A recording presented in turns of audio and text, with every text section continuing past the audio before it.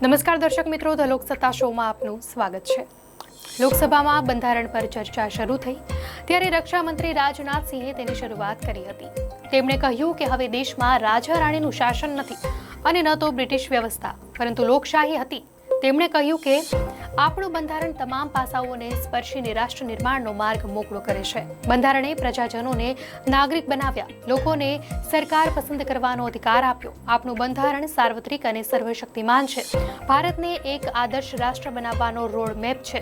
કોંગ્રેસનું નામ લીધા વિના તેમણે કહ્યું કે એક પાર્ટીએ બંધારણ નિર્માણની પ્રક્રિયાને હાઈજેક કરવાનો પ્રયાસ કર્યો। તેમણે કહ્યું બંધારણના નિર્માણ સાથે જોડાયેલી આ તમામ બાબતો લોકોથી છુપાવવામાં આવી છે।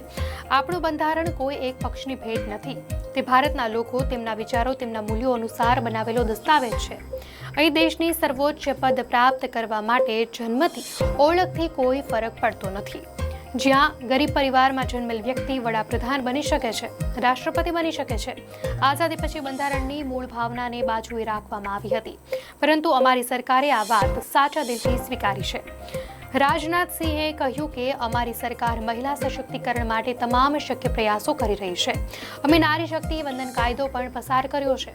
અમે 2019માં બંધારણીય સુધારો કર્યો જેથી આર્થિક આધાર પર અનામત આપી શકાય। તેમણે વધુમાં કહ્યું કે આપણા બંધારણની મૂળ નકલના ભાગ 3માં ભગવાન શ્રીરામ, માતા સીતાજી અને લક્ષ્મણજીના ચિત્રનો પણ ઉલ્લેખ છે। મુખ્ય પાના પર અજંતા ઇલોરાની તસવીર છે, કમળનું ફૂલ પણ છે। આ દર્શાવે છે કે એક સ્વતંત્ર રાષ્ટ્ર સદીઓની ગુલામીમાંથી બહાર આવ્યું છે।